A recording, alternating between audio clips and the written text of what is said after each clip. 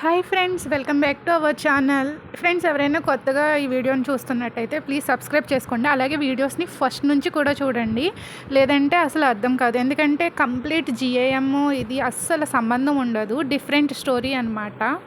Next story start చేసేద్దాము.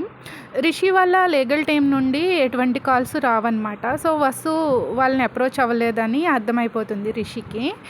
మంచిదయింది, లేకపోతే తనకే ప్రాబ్లమ్స్ ఫేస్ చేయాల్సి వస్తుంది. ఎందుకంటే నా లాయర్స్కి ఇలాంటి కేసులు వెంట్రుకతో సమానం అనేసి రిషి నవ్వుకుంటాడు లైట్గా. ఈలోపు రిషి డోరుకు నాకు వినిపిస్తుంది అనమాట. శిరీష్ వస్తాడు. ఇంకా రెడీ అవ్వలేదా అంటాడు. ఏంటి అని రిషి అడుగుతాడు. దేనికి అన్నట్టుగాని. మళ్ళీ మర్చిపోయావా, యూఎస్ వెళ్ళడానికి సిద్ధమేనా అనేసి శిరీష్ అంటాడు. రిషికి స్ట్రైక్ అవుద్దనమాట అప్పుడు. Oh yes yes, Hegde group of companies కదా, రైట్ అంటాడు. హా అని శిరీష్ అంటాడు. సరే ఎప్పుడు అని రిషి అడుగుతాడు. టుమారోనే, డే ఆఫ్టర్ టుమారో మీటింగ్ ఉంది, ఆ తర్వాత ఈవినింగ్ డిన్నర్ పార్టీకి కూడా ఇన్వైట్ చేశారు అనేసి శిరీష్ అంటాడనమాట. మొత్తం ఎక్స్ప్లెయిన్ చేస్తాడు. అక్కడికి వెళ్ళి రిషి ఏమేమి అటెండ్ అవ్వాలో అంతా షెడ్యూల్ అంతా ఎక్స్ప్లెయిన్ చేస్తాడు. హెగ్డే సారే పర్సనల్గా కాల్ చేసి మరీ ఇన్వైట్ చేశారు కాబట్టి వెళ్ళాలి తప్పదు అనేసి శిరీష్ అంటాడనమాట. మరి వాట్ అబౌట్ మను బ్రో అంటాడు రిషి. లేదు, మను సార్ బిజీగా ఉన్నారు. ఆల్రెడీ మను సార్కి ఇక్కడ చాలా అటెండ్ అవ్వాల్సిన మీటింగ్స్ కూడా ఉన్నాయి. అందులో కొన్ని మీటింగ్స్ మీరు అటెండ్ అవ్వాల్సినవి కూడా ఉన్నాయి. వాటికి కూడా మను సారే వెళ్తానన్నారు. సో మీరు వెళ్ళాలి తప్పదు అనేసి శిరీష్ అంటాడు. రిషి ఆలోచిస్తాడనమాట. ఇక్కడ కూడా చాలా మీటింగ్స్ ఉంటాయి, అవి ఆల్రెడీ అటెండ్ అవ్వాలి. సో ఈసారి మను రిషి ఇద్దరు కలిపి వెళ్ళడానికి వీలు పడదనమాట. US meeting, Hegde group of కంపెనీస్తో మీటింగ్ కూడా చాలా ఇంపార్టెంటు. సో రిషి ఒక్కడే వెళ్ళాలి ఖచ్చితంగాని, ఒక్కళ్ళైనా వెళ్ళాలి కాబట్టి రిషి ఓకే అంటాడు.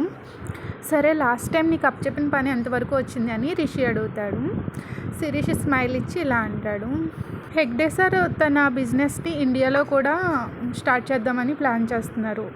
దానికోసం ఇండియా నుంచి చాలా కంపెనీస్ ఆయన్ని అప్రోచ్ అవ్వడానికి ట్రై చేశాయి, కానీ ఆయన ఎవరికి కూడా పాజిటివ్ రిప్లై ఇవ్వట్లేదు అనేసి అంటాడు. గుడ్, అయితే మనకేమైనా ఛాన్సెస్ ఉండొచ్చా అని రిషి శిరీష్ వైపు తిరిగి అడుగుతాడు. యాక్చువల్గా రిషి ఇంకో రూమర్ కూడా బయట తిరుగుతుంది, అది ఎంతవరకు కరెక్టో నాకు తెలియదు కానీ అంటాడు శిరీష్. ఏంటది అని రిషి అడుగుతాడు. హెగ్డే గ్రూప్ ఆఫ్ కంపెనీస్లో 1/4 షేర్స్ని సెల్ చేద్దామని చూస్తున్నారంట అని శిరీష్ అంటాడు. Wow, that's great news. అందులో మనకు ఎంతవరకు ఛాన్సెస్ ఉండొచ్చు అని రిషి అడుగుతాడు. హలో సార్, అవన్నీ మీరు నన్ను అడుగుతున్నారా? మీకు తెలియని బిజినెస్ ఏముంటుంది, మీరు ఒక పెద్ద బిజినెస్ మ్యాన్, CEO. నాకన్నా బాగా మీకే తెలుస్తుంది అని శిరీష్ అంటాడు. మనకిచ్చే ఛాన్సెస్ చాలా తక్కువే ఉన్నాయి అనేసి రిషి అంటాడు. అవును, ఆయన ఎవరితో కంఫర్టబుల్గా ఉంటారో, అలాగే ఎవరినైతే బాగా నమ్మగలరో వాళ్ళకి మాత్రమే ఇస్తారు అని శిరీష్ అంటాడు. చూద్దాం, ముందు మీటింగ్కి, ఆ తర్వాత నైట్ పార్టీకి అటెండ్ అవ్వి చూద్దాము. పని అవ్వకపోతే నా చేతిలో ఆల్రెడీ ఒక గ్యాలం ఉంది, దాన్ని విసురుతా అనేసి రిషి అంటాడు. శిరీష్ లైట్గా స్మైల్ ఇస్తాడనమాట. రిషి ఎప్పుడు తన దేని మీదైనా కొన్ను పెడితే దాన్ని అసలు సాధించే వరకు వదలడు. చాలా ప్రీ ప్లానెడ్గా ఉన్నాడు, ఇది కూడా సక్సెస్ఫుల్గా సాధిస్తాడు అనేసి అనుకుంటాడనమాట. ఆ నెక్స్ట్ డే రిషి తన ప్రైవేట్ ప్లేన్లో ఉంటాడనమాట.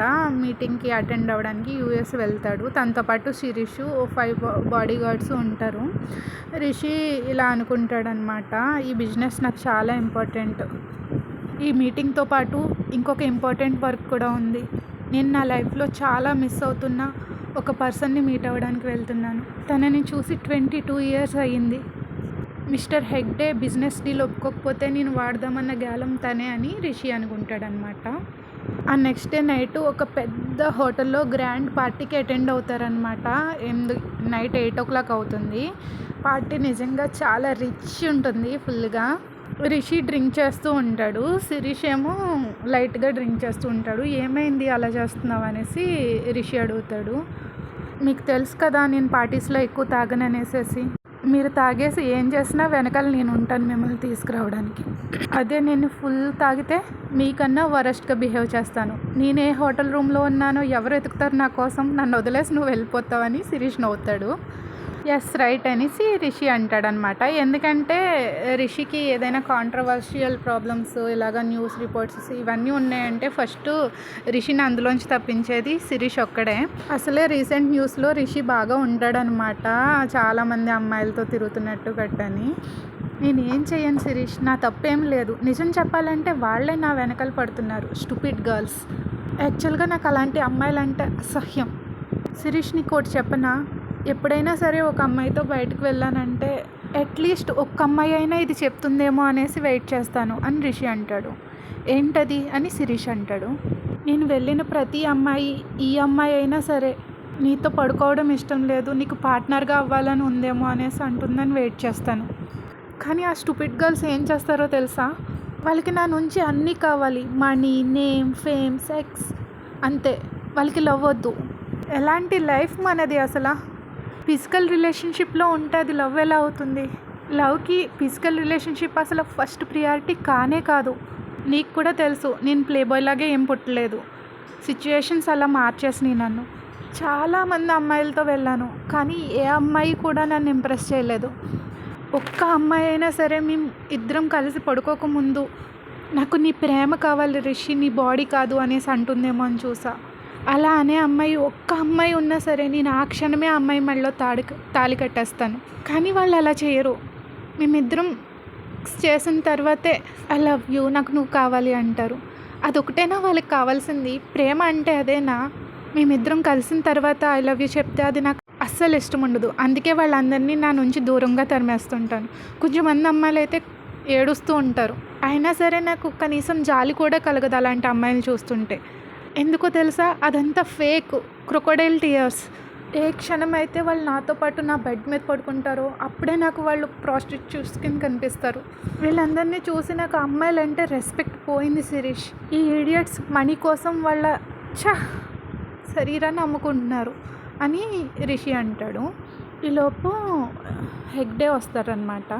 మిస్టర్ హెగ్డే వచ్చారని శిరీష్ అంటాడు. రిషి కొంచెం పక్కకు జరిగి ఆయన వచ్చే వైపు నుంచి చూస్తాడనమాట.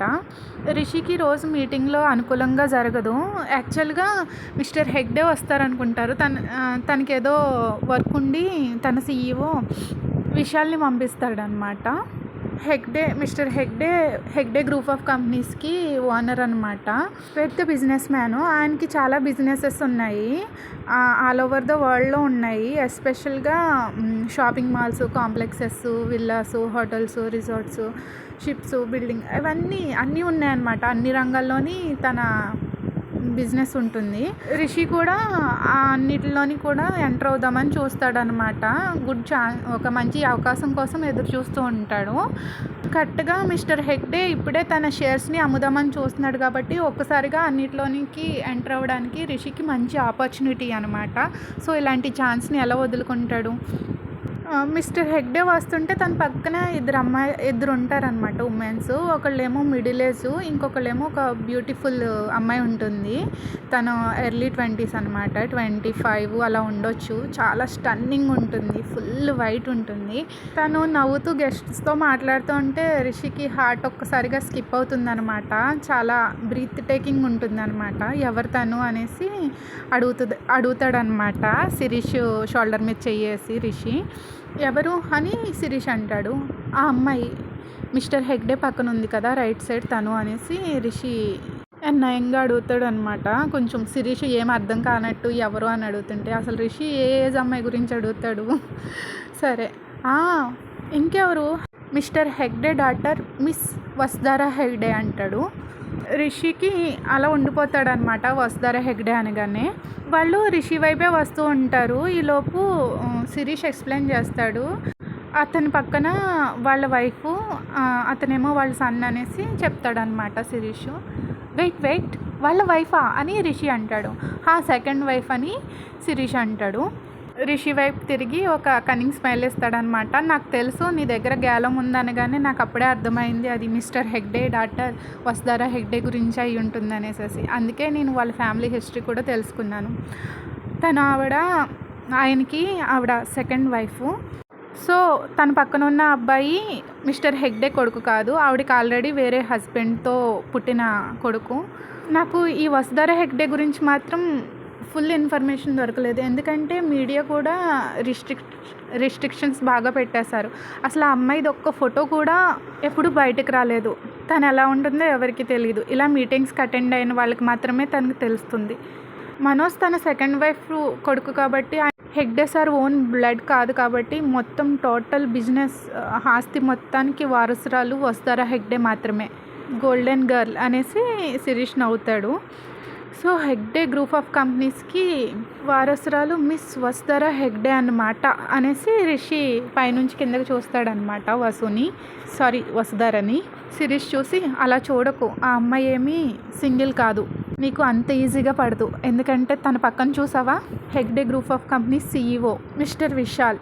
వాళ్ళిద్దరూ ఆల్రెడీ డేటింగ్లో ఉన్నారు. వాళ్ళకి ఎంగేజ్మెంట్ కూడా ఫిక్స్ చేశారు, కానీ ఇంకా అఫీషియల్గా అనౌన్స్ చేయలేదు అనేసి శిరీష్ అంటాడు. ఈ లవ్ మ్యారేజెస్ వీటన్నిటిని నమ్మక శిరీష్ అని రిషి కొంచెం స్మైల్ ఇస్తాడనమాట. వాళ్ళ ప్రేమని నిమిషాల్లో బ్రేక్ చేసేస్తాను చూస్తావా అని రిషి అంటాడనమాట. ఫుల్ ఛాలెంజింగ్ మూడ్లో ఉంటాడు రిషి. వదిలే రిషి, వేరే వాళ్ళ రిలేషన్షిప్ని ఎందుకు పాడు చేయడం, కావాలంటే మనం వేరే విధంగా ట్రై చేద్దాం అనేసి శిరీష్ అంటాడనమాట. వేరే వాళ్ళ రిలేషన్షిప్ గురించి నేనెందుకు ఆలోచిస్తాను, ఎప్పుడైనా నా గురించి ఎవరైనా ఆలోచించారా? అయినా ఇదంతా మంచికే జరుగుతుంది. తను నాకు రాసి పెట్టుంటే నాకు పడుతుంది, లేదు ఆ అబ్బాయి నాకన్నా అదృష్టవంతుడైతే తనతోనే ఉంటుంది లైఫ్ లాంగ్ అనేసి తన హోల్ గ్లాస్ని విస్కీని మొత్తం ఫుల్ తాగేస్తాడనమాట. Rishi no no no no no అంటూ ఉంటాడు శిరీష్ అలా తాగేస్తుంటే. యునో శిరీష్, నా కళ్ళు దేని మీదైనా పడితే అది ఖచ్చితంగా నా సొంతమై తీరాలి. I will make her mine. తను నాకే సొంతం అవుతుంది, చూస్తూ ఉండు అంటూ రిషి ముందరికి వెళ్తూ ఉంటాడనమాట. ముందుకు వెళ్ళే కోల్ది ఇంకా హార్ట్ ఫుల్ రేసింగ్లో కొట్టేసుకుంటూ ఉంటుంది. కొన్ని సంవత్సరాల నుంచి కూడా ఫస్ట్ టైం అనమాట, ఇలా ఫస్ట్ టైం జరుగుతుంది రిషికి హార్ట్ అంత స్పీడ్గా కొట్టుకోవడము. రిషికి ఫస్ట్ టైం ఇలాంటి ఫీలింగ్ వస్తుంది అనమాట. ఒక అమ్మాయిని చూసి ఇంత క్రేజీగా కొట్టేసుకుంటుంది హార్ట్. చాలా బ్యూటిఫుల్గా ఉందన్నమాట. డిఫరెంట్, ఇంకా వేరే ఇమాజినేషన్లోకి వెళ్ళిపోతాడు రిషి. ఇంకా ఇమాజినరీ వరల్డ్లోకి వెళ్ళిపోతాడు అనమాట. ఆ అమ్మాయి ఒక్కదే కనిపిస్తుంది ఎదుర్కొంటాని. ఈలోపు సడన్గా తన హార్ట్ ఆగిపోతుంది. పక్కన ఆ విషయాలు వచ్చి తన షోల్డర్ మీద చేయి వేయగానే రిషికి చాలా కోపం వచ్చేస్తుంది అనమాట. వాళ్ళిద్దరి దగ్గరికి వెళ్ళి విశాల్ హ్యాండ్ని గట్టిగా లాగేద్దాం అనిపిస్తుంది, కానీ కంట్రోల్ చేసుకుని మళ్ళీ వెనక్కి వెళ్ళిపోయి తన ఇనిషియల్ పొజిషన్కి వెళ్ళి మళ్ళీ డ్రింక్ చేస్తూ వాళ్ళని చూస్తూ ఉంటాడు. వాళ్ళిద్దరి మధ్యన అంత పెద్ద కనెక్షన్ ఉన్నట్టు అనిపించదు అనమాట. వసు అయితే చాలా హ్యాపీగా ఉంటుంది, విశాల్ని హగ్ చేసుకుంటూ ఉంటుంది. కానీ విశాల్ మాత్రం చాలా ఇరిటేట్ అయిపోతూ ఉంటాడు వసుధారా బిహేవియర్కి అన్నట్టుగా ఉంటుంది. కాకపోతే ఎదుటి వాళ్ళకి స్మైల్ ఇస్తూ కనిపిస్తాడు. మేబీ విశాల్కి వసుధారా అంటే ఇష్టం లేదేమో, సో నాకు ఛాన్సెస్ హైగానే ఉన్నాయి అనేసి రిషి అనుకుంటాడు. కొద్దిసేపటికి రిషి ఎక్స్పెక్ట్ చేసినట్టుగా వసుధారా అలాగే విశాల్ ఇద్దరు కూడా పక్కకి వెళ్ళిపోతారు. వసుధారే విశాల్ చెయ్యిని పక్కకు తీసుకెళ్తుంది, లాక్కుంటుంది. తీసుకెళ్ళి ఒక కార్నర్కి వెళ్ళిపోయి ఇద్దరు ఫుల్ దెబ్బలాడేసుకున్నట్టు కనిపిస్తారనమాట. వాళ్ళు ఏం మాట్లాడుకుంటున్నారో వినిపించదు, కానీ వాళ్ళిద్దరూ ఫైట్ చేసుకుంటున్నారు అనేసి అర్థమవుతుంది రిషికి. వసుధారా తర్వాత ఇరిటేటింగ్గా ఒక పక్కకు వచ్చేస్తుంది, డ్రింకింగ్ ఏరియా దగ్గరకు వచ్చేసి తను కూడా ఒక డ్రింక్ తీసుకుని తాగుద్ది. యాక్చువల్గా వాళ్ళు యూఎస్లో ఉన్నారు, వాళ్ళ ఆ కల్చర్ అలవాటు ఉంటుంది, మీరు అలా ఫీల్ అవ్వకండి ఆ అమ్మాయి డ్రింక్ చేయడం ఏంటి కట్ట అనేసి. వసుధారా చాలా ఇరిటేటింగ్గా ఉన్నట్టు కనిపిస్తుంది అనమాట. విశాల్ దగ్గరికి వెళ్ళి తన్ని డ్రింక్ చేయకుండా ఆపుదామని చూస్తాడు, కాకపోతే అసలు తన మాట వినదు. తర్వాత వసుధారా రిషి సైడ్కి వచ్చేస్తుంది అనమాట, వేరే సెక్షన్కి. అక్కడికి వచ్చేసి ఆ ఏరియాలో ఉన్న అబ్బాయిని ఒక కాక్టైల్ అడుగుతుంది అనమాట. అక్కడ స్టూల్ మీద కూర్చుని ఏదో సనుక్కుంటూ ఉంటుందన్నమాట. తను ఏమంటుందో రిషికి వినిపించదు. రిషి కొంచెం ముందుకు జరిగి తను నీకు డిజర్వ్ కాదు, నీకు ఇంకా బెటర్ పర్సన్ రావాలి అనేసి రిషి తన డ్రింక్ని షిఫ్ట్ చేస్తూ ఉంటాడు. వాట్ ద హెల్ అంటూ తన డ్రింక్ని వసుధారా తాగుతుంది. నీకు లాంటి బ్యూటిఫుల్ అమ్మాయిలకి ఏం తక్కువ, తనకంటే బెటర్ పర్సన్ దొరుకుతాడు నీకు. తనకి కనీసం అమ్మాయిని ఎలా ట్రీట్ చేయాలో కూడా తెలియట్లేదు. అలాంటి వాడు గుడ్ పార్ట్నర్ ఎలా అవ్వగలడు, లైఫ్ లాంగ్ మీరిద్దరు ఎలా ఉండగలరు అని చెప్తాడు. Who the hell are you, ఆ అడ్వైజ్ ఇవ్వడానికి నువ్వెవరు అనేసి వస్తారా అంటుంది. మీరిద్దరూ ఫైట్ చేసుకోవడం నేను చూశాను, అందుకే నాకు ఇది చెప్పాలనిపించింది, చెప్పాను అని రిషి అంటాడు. ఆన్ సెన్స్ మాట్లాడకు, మై లైఫ్ మ్యాటర్లో నువ్వు జోక్యం చేసుకోకు, నీ పని నువ్వు చూసుకో. అయినా నువ్వెవరో కూడా నాకు తెలియదు, కానీ నువ్వు ఈ పార్టీలో ఉన్నావంటే ఖచ్చితంగా మా డాడీ నిన్ను ఇన్వైట్ చేసి ఉంటారు. సో నిన్నేమనకుండా వదిలేస్తున్నా, లేదంటే అయిపోయి ఉండేవాడివి. ప్రతి రిలేషన్షిప్స్లో కూడా ఇలాంటి ఆర్గ్యుమెంట్స్ కామనే. నా గురించి ఏం వరీ అవ్వకుండా నీ పని నువ్వు చూసుకో.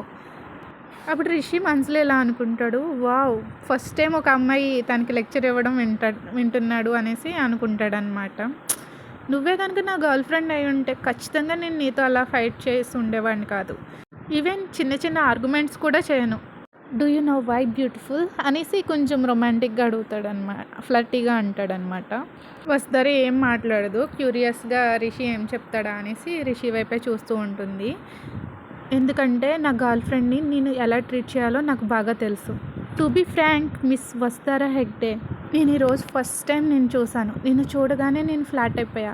I fall for you from the first time I saw you అనగానే వసుధర తన స్టూల్ మీద నుంచి కొంచెం రేజుగా లేసి వెళ్ళిపోతుంది అనమాట. నేను చెప్పేది కొంచెం విను, ఎందుకంత హైప్ అయిపోతున్నావు? నా మనసుకు అనిపించింది నేను చెప్పాను అంతే, అంతేకాని ఇద్దరు లవ్ బర్డ్స్ని విడదీయాలని నేను అనుకోవట్లేదు అని రిషి అంటాడు. వసుధర ఆగుద్దనమాట రిషి మాట్లాడుతుంటే. మళ్ళీని, నువ్వు చాలా స్మార్ట్ గర్ల్ అని అనుకుంటున్నాను, బాగా ఆలోచించు. నిన్ను సడన్గా రిప్లై ఇవ్వాలి అనేసి నేనేం ఫోర్స్ చేయట్లేదు. దీని గురించి బాగా ఆలోచించు. బెస్ట్ ఏదో బెస్ట్ ఎవరు అనిపిస్తారో వాళ్ళని చూస్ చేసుకో. నీ మనసుకు ఎవరు నచ్చితే వాళ్ళని సెలెక్ట్ చేసుకో అనేసి రిషి అంటాడు. చాలా కామ్గా స్మైల్ ఇస్తూ చెప్తాడనమాట. రిషికి ట్రూ ఫీలింగ్స్ అనమాట. అలాంటి డైలాగ్స్ ఇప్పుడు వచ్చి ఏ అమ్మాయి ముందర చెప్పడు, ఫస్ట్ టైం వసుధర ముందు చెప్తాడు. రిషి తన మనసులో ఏమనుకుంటున్నాడో చెప్పేటప్పుడు వసుధర కూడా ఐస్ బ్లింక్ చేయకుండా రిషి వైపే చూస్తుందనమాట. ఓ, ఇలా మాట్లాడితే కానీ అమ్మాయిలు పడరా అని రిషి అనుకుంటాడనమాట మనసులోని. ఎందుకంటే ఇలాంటి డైలాగ్ ఇప్పుడు వచ్చి ఎవరికి కొట్టలేదు. ఆ ఫీలింగ్ కలిగితే ఇలాగే డైలాగ్స్ కొడతారేమో వాళ్ళు.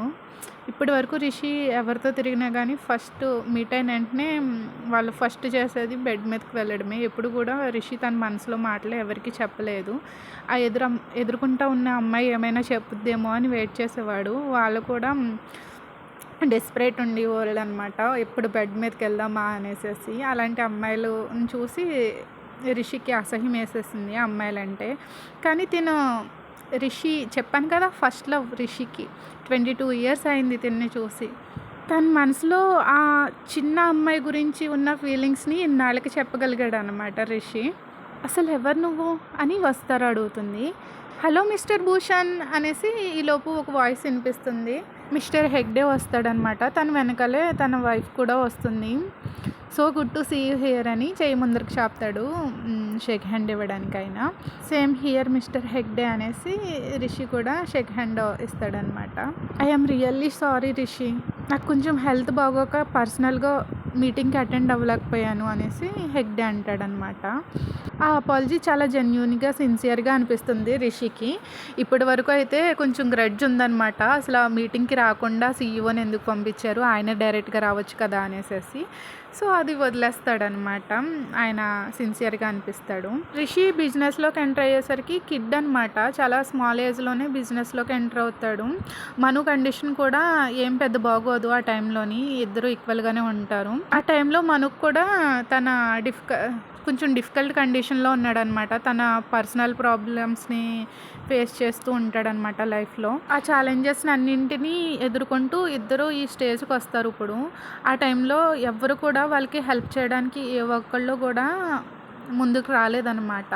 లాస్లో ఉన్న బిజినెస్కి ఎవ్వరు కూడా హెల్ప్ చేయరు, ఆ విషయం తెలుసు రిషికి. ఆ రఫ్ అండ్ టఫ్ ఆ టైంలోనే ఇంకా ఫుల్ ఇంకా డైనమైట్స్ అయిపోయారనమాట ఇద్దరు కూడాని. ఆ ఎక్స్పీరియన్స్ ఇంకా ఇద్దరిని కూడా rough and tough business mans చేసేసింది. వాళ్ళ అపోనెంట్స్ కూడా వాళ్ళ మాటలు, వాళ్ళ బిహేవియర్, వీళ్ళకి ప్రాబ్లమెటిక్గా తయారవడం అవన్నీ కూడా ఉంటాయన్నమాట.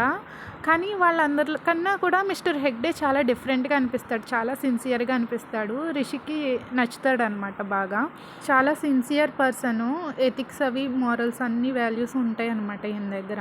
It's okay mister Hegde, I can understand అనేసి అంటాడు. నువ్వు అనేసి పక్కన ఉన్న ఆవిడ్ని చూపిస్తాడు. ఈ లోపే ఆవిడ షేక్ హ్యాండ్ ఇచ్చేసి ఐఎమ్ మిసెస్ హెగ్డే అనేసి అంటుంది. తిను మా డాక్టర్, నేను దూరం నుంచే చూస్తున్నా, మీరిద్దరూ ఆల్రెడీ మాట్లాడుకున్నట్టున్నారు వసుధరని మీకు పరిచయం చేయనవసరం లేదు కదా అనేసి తనే చెప్పేస్తుందనమాట వాళ్ళ డాటర్ గురించి. వసుధర జస్ట్ స్మైల్ ఇస్తుందంటే వసుధర వాళ్ళ స్టెప్ మమ్‌తో చాలా హ్యాపీగా ఉంది. అంతకన్నా ఏం అక్కర్లొద్దు అనేసి రిషి తన మనసులో అనుకుంటాడనమాట. ఫ్రెండ్స్ ఇక్కడితో ఈ పార్ట్ అయిపోయింది. వసుధర స్టెప్ మామ్ అసలు హెగ్డేని ఎందుకు మాట్లాడనివ్వలేదు. ఆవిడే ముందర నేనే తన వైఫ్, తిను నా కూతురు వసుధర హెగ్డే అని ఎందుకు అంత ఫాస్ట్‌గా చెప్పేసింది. చూస్తూ ఉండండి కొత్త వసుధర ఎవరో. Thank you for listening. మీకు ఈ స్టోరీ నచ్చితే లైక్ చేయండి. బాయ్.